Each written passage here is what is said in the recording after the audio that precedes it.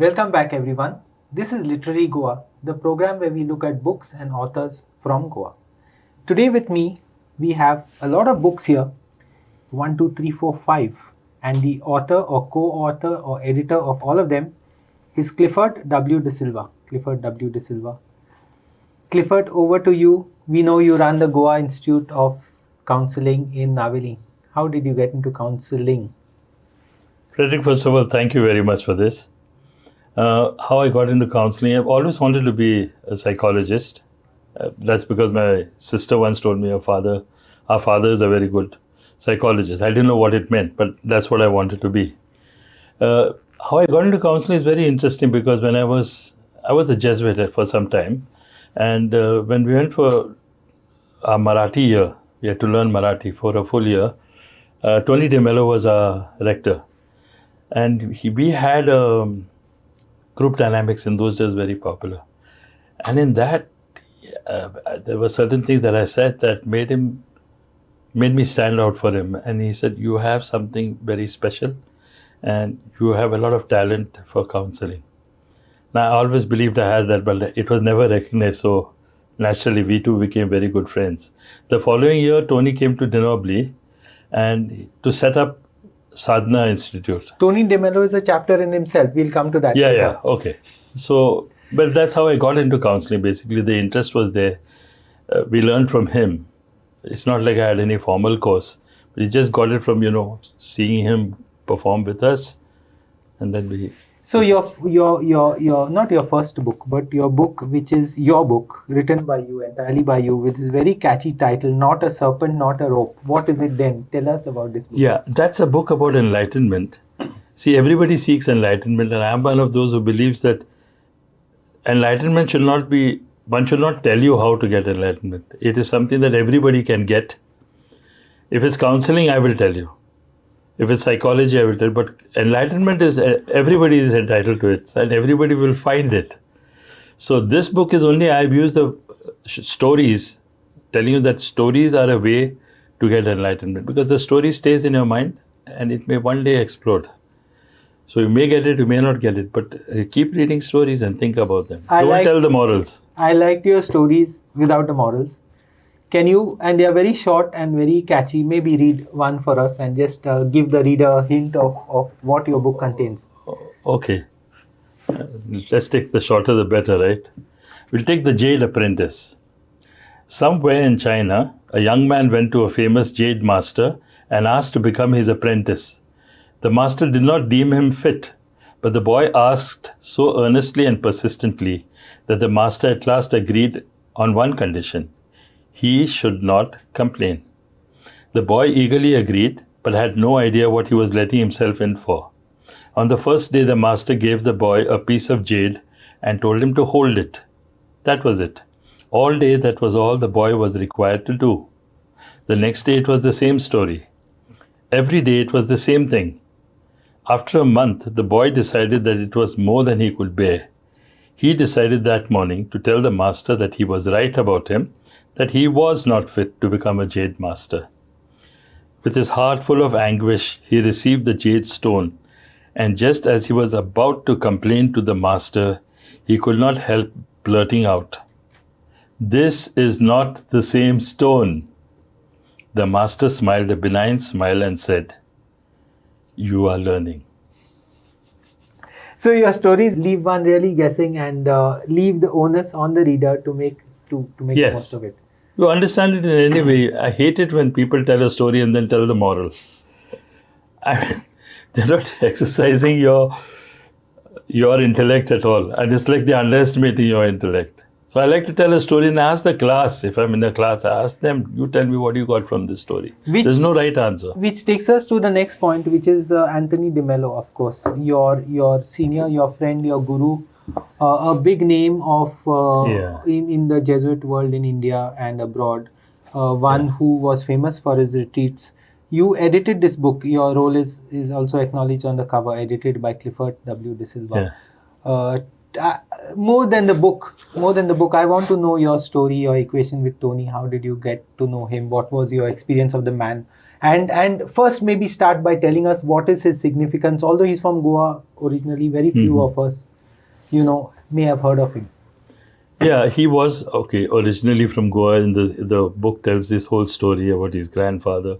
In fact, I think, if I remember right, his grandfather was supposed to become a Jesuit, had gone to join, but then since his father died, he came off and had to run the family business. So anyway, his grandson became a Jesuit and made up for him, I guess. And a very prominent.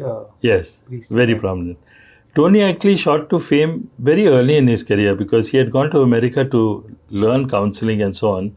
Then he got into these retreats, the long retreat. He was very good at that. Even in 71, when I went to Bombay, he used to go to Hong Kong or I think Singapore, mostly Hong Kong, and give retreats there.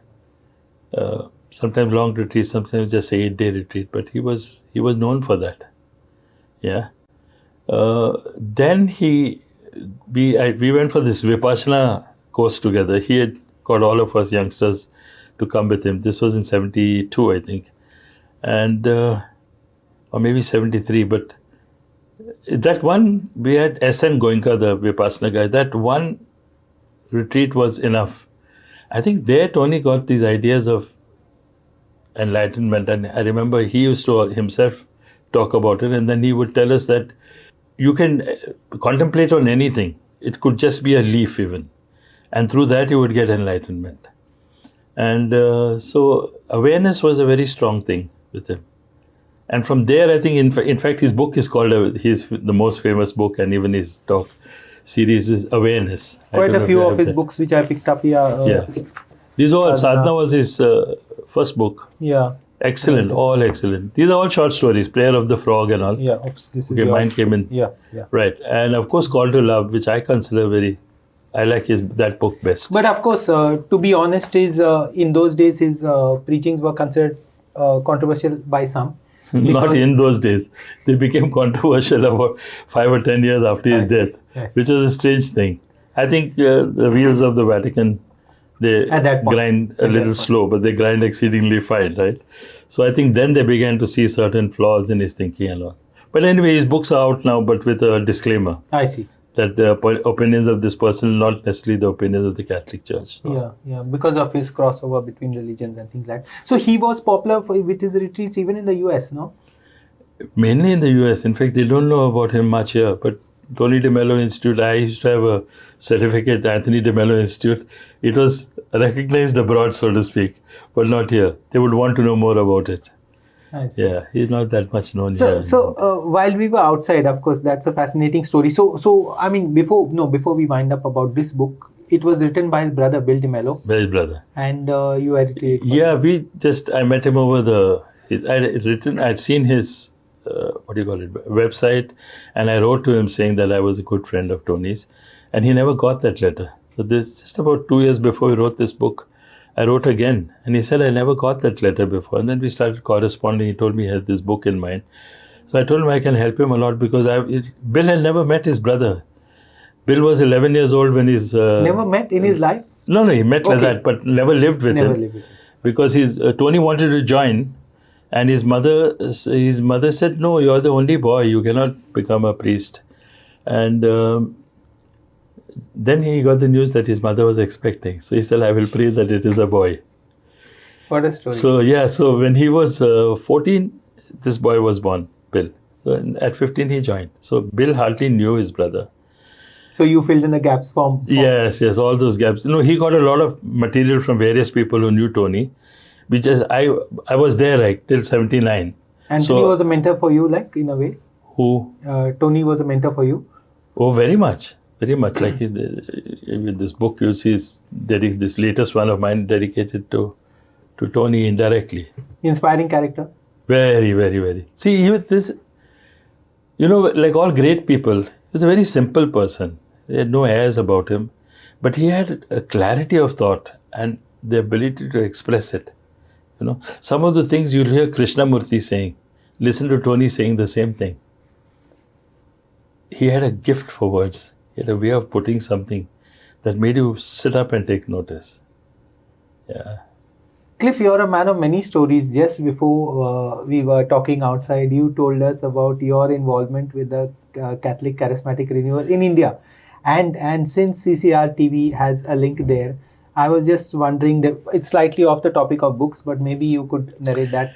No, we used to have, when I was So there you were for the saying that Marathi. you were involved with this from its early days, in a way. I was involved and then I was out of it. Yeah. It's not so much I was involved. The interesting thing is that this all started in a intercessory prayer meeting that we used to have. In those days, we didn't have these, charismatic renewal hadn't started. So we used to have intercessory prayer meeting once a week. And Tony De Mello was with us. At that time, one of us prayed. We used to pray out loud. And he said, Lord, give us the gift of tongues. Now, this is something we just read about. But there was a little bit about charismatic renewal. They used to be called Catholic Pentecostals at that time. And there was a book that had come out, Catholic Pentecostals. 71?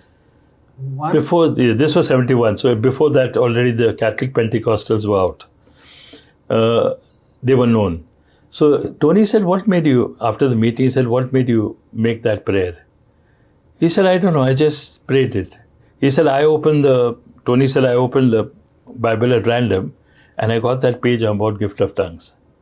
The next day or the day after that, Minu engineer, he had just come from America, Minu and Luthmari Maria, engineer. He called and he asked something, and Tony said, but it's no connection. Apparently it was wrong person he called. But since he said something about Catholic Pentecostals, Tony asked him more. And he said he had just come from America and he was interested in stuff like this and all.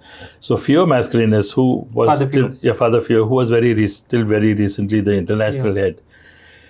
He and there was a young scholastic with us then called, what was he? Vegas, Riker, Pramod Riker. They both went and met Minu engineer and Luz Maria engineer. And they received the gift of tongues. They were prayed over, laying of hands. And then they came to us. Then Luz Maria and Minu came to Binayale, where we were. And so you could say we were the first charismatic group. So the credit, it's amazing that, Tony was responsible there as well. Then Fio Mascarenhas went on further with this. But when we went to Denobli, our group started the Denobli group. Then I went to the camp group and started Pune camp. And it took off from there. Fascinating story. I think at some level, all these things need to be documented and noted. So, but we have another book here, which also has a connection with Francisco and Noemia, whom some of us would obviously know. Yeah, actually, Noemia is, as you know, she started the Daily Flash. Very, very, both she and her husband, Francisco, they're very, pro-church and doing things for the church and all that. And on one Laity Sunday, we had a program in Naveli, and our bishop, our cardinal-elect, Philip Neri. This is now 19th? No. This is not so long ago. This maybe 2016. Okay. So it was maybe 2015, September. Bishop quoted one... he just made a quote. It's a small little doggerel, you could say. Mr. Catholic went to church. He never missed a Sunday. But when he died, he went to hell for what he did on Monday. So I said, we've got to write this book and we call it What Do You Do on Mondays? I see. Because Sundays, we're all Sunday Catholics. What do you do on Monday is important. So we wrote this book on basically Christian life, how a Christian should live. And then we stress a lot over the lay vocation, and like everybody has a vocation in the church. We think it's only the priests or these, secular institutes and so on, or the nuns. But no, every Christian has a vocation. That's the lay vocation. To the same command, go out and preach the gospel. But we do it in the world. It's difficult. We do it in church. The priest is doing for the church. For the people, it's like preaching to the choir, right? But we have to be an example outside where there are people who are not going to follow our values and so on. So that's the challenge. That's in short. Very interesting, very interesting. The story of the book is sometimes as fascinating. Yes, how it originated. How it originated. Diaries of the Heart. Of course. Yeah, this is not yet out. Father Alban, we co-authored. Father Alban, who passed away 2 years ago. I know him very well. I know him as a young student in Brito. So, all this is all connected in some way. He was in charge of the 70s. boarding, We are talking about 70s, 79. Yes. Yeah, that's right. He was posted there. Tell us the story of this book. This book actually, as I told you, we got into counseling. Alban and I, he's 1 year junior to me. And you didn't tell me how you got into counseling or when exactly. Just basically with Tony, no? With Tony. So then after that, I did my BA in psychology. But we were always looking out for ways to... In college, they don't teach you counseling. So we were looking out ways... Within the society, I had that advantage. We would meet people who were counselors. We would experience counseling. We knew how it's supposed to be done. Then we would read the books and try and get we'd work it out. How to get the theory into practice and so on. So Alban had attended a couple of courses with Father Philip Terrasa, who was a person-centered therapist. Where? In Bombay. Yeah. Whereas I was more or less a bit of a maverick guy. I'd find out things and do it on my own. So this Diaries of the Heart is actually, it's the experiences that we have had, not just he and I, but any counselor, and the experiences of counselees. So it's not only our clients. But what we've done is we've not mentioned a single name here because it has to be confidential. So everything would just be client number 1 or some kind of a code name. But this is basically explaining person-centered therapy and giving the experiences of people. And the follow-up book to this, unfortunately, Alban is not there, but I'm already writing the follow-up, and this Diaries of the Heart, the workbook, so that people are able to actually don't have to attend a course, but it'll be more practical than the theory books that you get. And how does the Goa Institute of Counseling function? I mean, it's your organization, but... Two things. One is we also offer personal counseling to people, but we offer courses in counseling for anyone. And very often people who have done their post-graduation even, they're not really like any college. When you come on the job, you don't know how to do the job really. So we give them hands-on training, very practical training. And you do online also counseling? That's something Yes, now we have to do online counseling. I never liked it. Multiple languages? I do it in English, a little bit of Hindi. Marathi, that was the year. Yeah. So I'm pretty good in Marathi. But we have a team. So we got I've got students who have studied with me from Karnataka. So in Karnataka, there are 3 languages. There's the Kurg language, there's Tulu, and there's Kannada. Yeah. So, and then we've got Malayalis also. So we've got Malayalam. And we've got one who's very good in French. So we can offer it. In fact, she is offering free counseling to people in Morocco. Wow, see. Yeah, in French. Yeah. So that's nice. It's exciting. And it's a chance to give back to society also. Because after the COVID, the lockdown and all, it was terrible. So that people are still feeling the effects.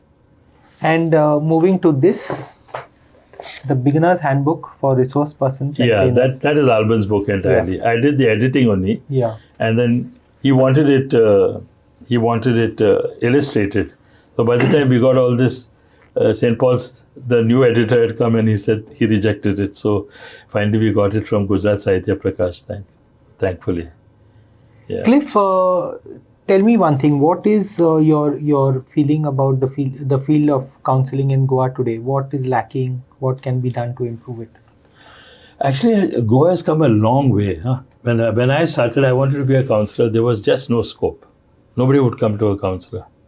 Now with every school getting a counselor at least twice a week, once a week or something, at least the concept of counseling is not so negative. Yeah. People go, we have got 3 institutes that offer post-graduation in counseling or wellness, as the case may be. And that's very good. That's very good. It's just that they maybe need little bit more practical training. In any college, unless the professors are actually hands-on counselors, it's difficult, no? So they're doing the best they can. But anything, take engineering, take anything, from college to work, There is a huge There gap. is a huge gap. That So I'm market trying to readiness bridge is not that there. gap. I'm Yeah, trying to yeah. bridge that gap. Just encouraging people to do that.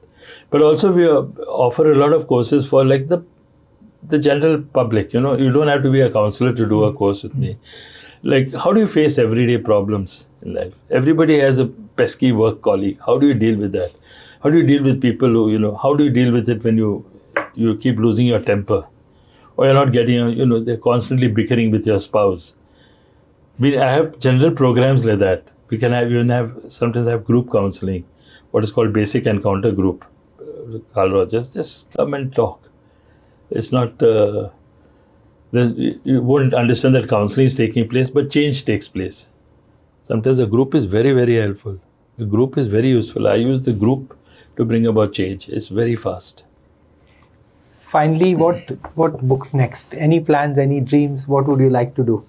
I just think write more books and make them available to people at a low cost, because the books from abroad, now you take a person-centered therapy book. I was lucky enough, Brian Thorne, who's a world famous author, has written the foreword to this book. Would you believe it?